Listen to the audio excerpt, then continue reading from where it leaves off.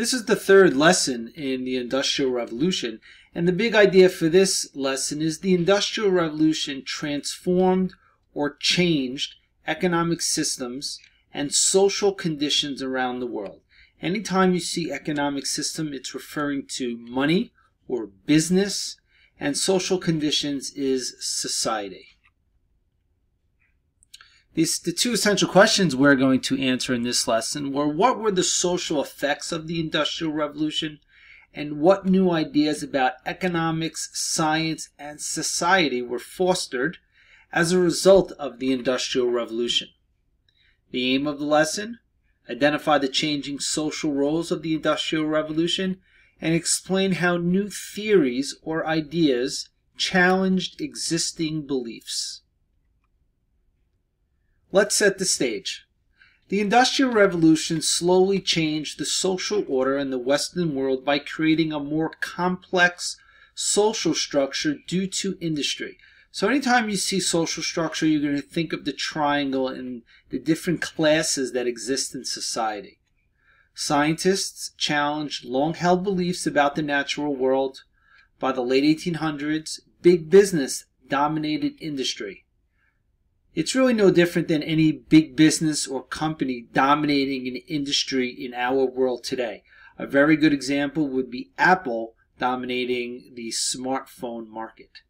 Scientists and philosophers put forth different theories to make sense of the changing world. First, we're going to look at a new economic system that developed because of the Industrial Revolution.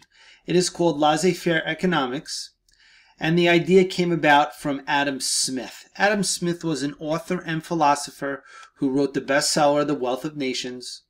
The Wealth of Nations is often an answer on a Regents question. Anytime you see Adam Smith in The Wealth of Nations, that's where you want to use that word association and connect Adam Smith with The Wealth of Nations. That will always be the correct answer. He stated that a free market, the buying of goods and services, would come to help everyone, not just the rich. A free market is a market where customers can choose to buy or not to buy something they want. A good might be an iPhone, services might be a haircut, and you get to figure out as a customer whether or not the iPhone is the right price, or the store you might go to for a haircut or a salon, whether or not I should go there because it's a good price or not. Or I should go to their competitor down the block because they're offering a haircut for a cheaper price. That is a free market. The free market would produce more goods at lower prices, making them affordable to everyone. A growing economy would also encourage capitalists to reinvest profits in new ventures.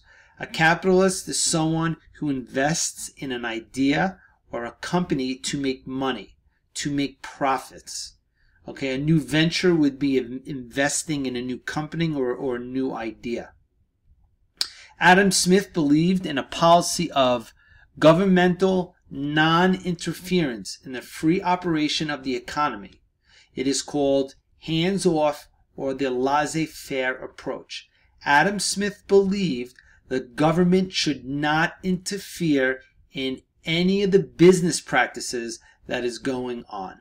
If you were to open up a restaurant, you would not want someone from the government coming into your business and telling you how to cook the hamburgers, how much to charge, or anything else that goes on within a business.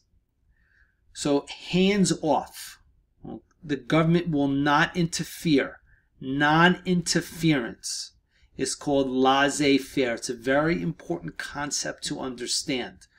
If you own a business, no one is going to come into your business and tell you how to run your business. All the decisions are made by you. The government will not tell you what to do. It's hands off, non-interference. This system is known as capitalism. Capitalism exists in our country. It is said the economy should be governed by the natural forces of supply and demand.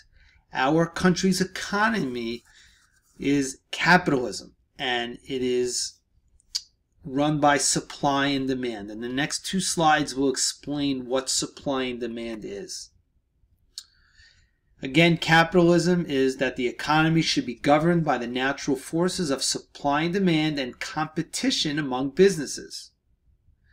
Example for supply and demand. If you had 1 cup of coffee left and all of these people wanted it on the right, how much could you sell it for?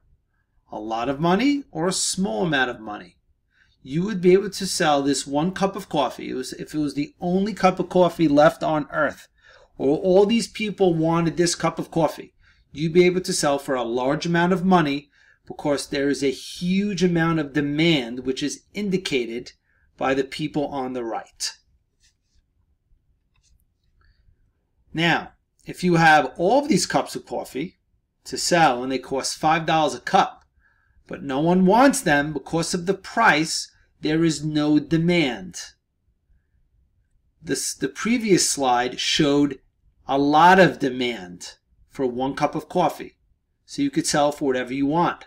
But if you have no one to buy your coffee because you're going to charge $5 a cup, you're going to be left with a lot of cups of coffee to sell. So how can you create demand so you can sell all of your coffee? You have to lower the price. If you lower the price to $1, you will have all of those people in the previous picture wanting to buy a cup of coffee because it's a good price. If you have a coffee store and you're selling coffee for $5 a cup, they're going to go down the street to your competitor, which could be Dunkin' Donuts. It could be Starbucks, where their coffee is at a lower price, which is causing demand. Adam Smith also believed in the law of competition. This is just an easy example to show 6 different car makers, and if you want to go buy a car, you have a lot of choices. So this is the law of competition. Having choices and places to go to look at different cars and getting different prices from all of these different companies. The law of competition. Let's look at a review question. Which speaker is referring to laissez-faire capitalism? Speaker A, government should not interfere in relations between workers and business owners. Speaker B, the workers will rise up and overthrow the privileged class. Speaker C, private property will cease to exist. The people will own the means of production. Speaker D, a favorable balance of trade should be maintained by the use of tariffs. Please pause the video so you can think about the answer. The answer is going to be Speaker A. Government should not interfere in relations between workers and business owners. Remember, non-interference, hands off. The government will not interfere with your business. You make all of the business decisions. This was the belief of Adam Smith in the book, The Wealth of Nations. The next slide talks about the rise of big business. As the result of the Industrial Revolution, we had a lot of big businesses being built by individuals, entrepreneurs, capitalists that wanted to make a lot of money or a profit. And there are 3 important definitions we should know. The first would be corporations, businesses that are owned by many investors who buy shares of stock, shares in the company. Apple is a public company. It is a corporation. You can buy shares of stock of Apple and own them because it's traded on a stock market. It is a public company. Next would be monopolies. One large company that controls entire industries or areas of the economy. If you could only buy a smartphone from Apple and nowhere else, because no one else made them, Apple would have a monopoly on the smartphone market. It is illegal. Monopolies do not exist in this country. There are laws protecting customers from monopolies. If Apple was the only company that could make a smartphone, they could charge whatever they wanted because they know we could not go to a competitor because a competitor would not exist. On the left and on the right, we have 2 capitalists or businessmen that were very much pro-monopoly in favor before there were laws against monopolies. One is Alfred Krupp. He controlled the steel industry. And in the United States, John Rockefeller, he controlled at one point 90% of oil businesses in the United States. The next important word we should know is called a cartel.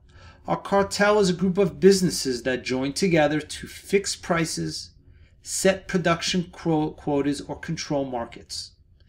An example of a cartel would be if every smartphone company got together, like Samsung and Apple and Sprint, and together they decided to sell smartphones for $5,000 a piece, and you could not get a smartphone for a cheaper price, they would be considered a cartel.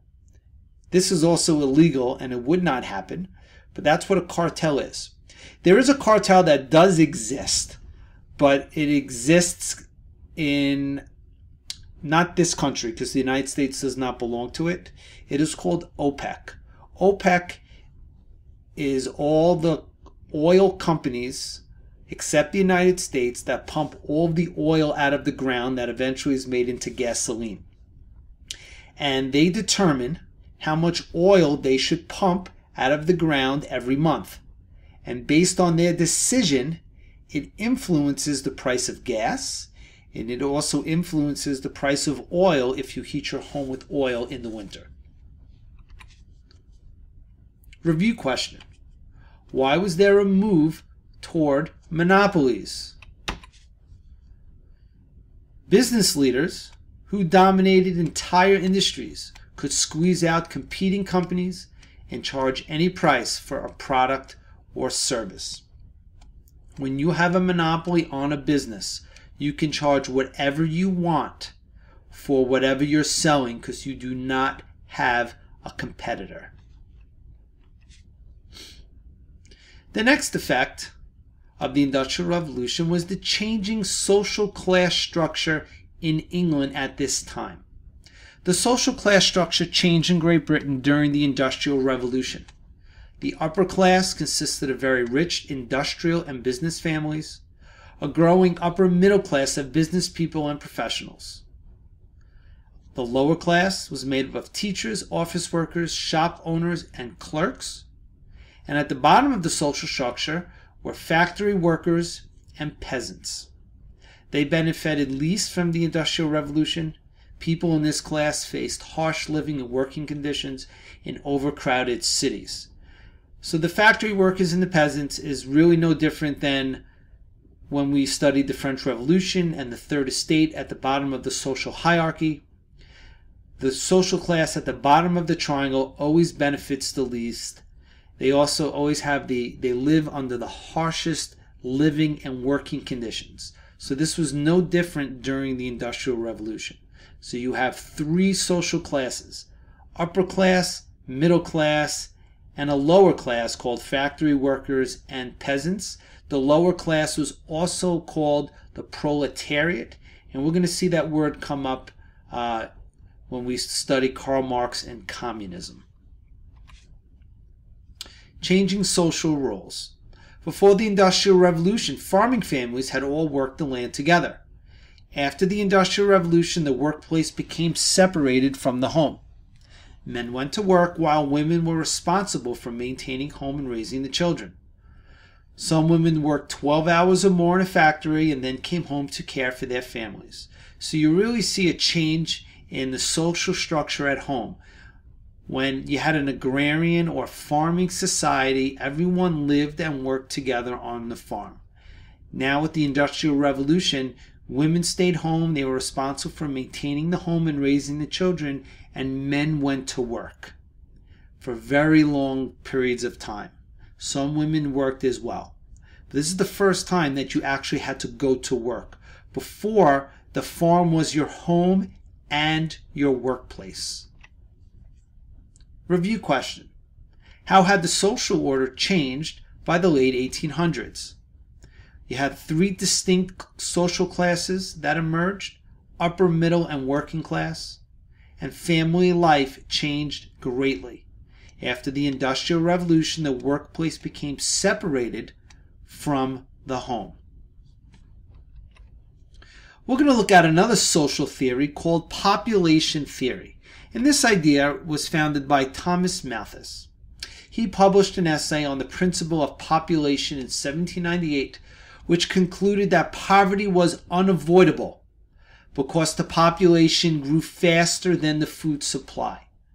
If you have rapid population growth and you do not have enough food to feed everybody, it will cause poverty and famine. He also believed that the only checks on population growth were nature's natural methods of war, disease, and famine. So Thomas Malthus had a very negative view on life and society. He believed the only way to control population growth was from war, disease, and famine. And he referred to these three horrible things as natural. Okay, war, disease, and famine, as we know, is not natural. And when any of these things happen, it's very unfortunate because large numbers of people can die. But he believed that this was natural and it was the only way to control rapid population growth. He also urged families to have fewer children and discouraged charitable handouts and vaccinations. So he also believed that you shouldn't give to charities. You shouldn't vaccinate people to prevent disease, because it was only natural that you should die from disease, and this is how you should control a growing population. This is a very negative outlook or belief on society. Here's a question that comes from a Regents. Famine seems to be the last, the most dreadful resource of nature. The power of population is so superior to the power in the earth to provide subsistence for man, that premature death must in some shape or other visit the human race. Thomas Malthus, Essay on Population. This prediction proved to be wrong, in part because of increases in... The answer is going to be number 2. Farm productivity. As long as you can produce enough food, right, which was through farming, you can support a growing population. The next theory is an economic theory. It's called the Iron Law of Wages. And this was founded by a man named David Ricardo. In his book, Principles of Political Economy and Taxation, Ricardo did not hold out hope for the working class to escape poverty. So again, this is a negative outlook on society. He believed the people in the working class, the people working hard in the factories, were not going to be able to escape poverty. In his Iron Law of Wages, he held that wage increases, or when you get a raise in pay at your job, were useless because increases would only cover the costs and necessities. Ricardo believed when wages were high, or when you were paid more at your job, families often had more children instead of raising families' current standard of living. So Ricardo believed if you were to get a raise at your job, you were just going to have more children, which would cost you more money, which would keep you poor, instead of saving the money that you got as a raise and raising your family's current standard of living, maybe moving to a nicer apartment, buying some new clothes, buying more food to eat, going to the doctor. He believed that he believed that families would not do those things, but that they would just have more children and they would stay in the working class and be very poor. So again, this is a very negative outlook on society. So let's review this lesson and answer our essential questions. What were the social effects of the Industrial Revolution? 3 distinct social classes: upper, middle, peasants, and the working class. And before the Industrial Revolution, farming families had all worked the land together. After the Industrial Revolution, the workplace became separated from the home. What new ideas about economics, science, and society were fostered as a result of the Industrial Revolution? Laissez-faire economics by Adam Smith. That's non-interference, hands-off, from the government is laissez-faire economics, population theory, and the iron law of wages. Please look at Google Classroom for the assignment pertaining to this lesson.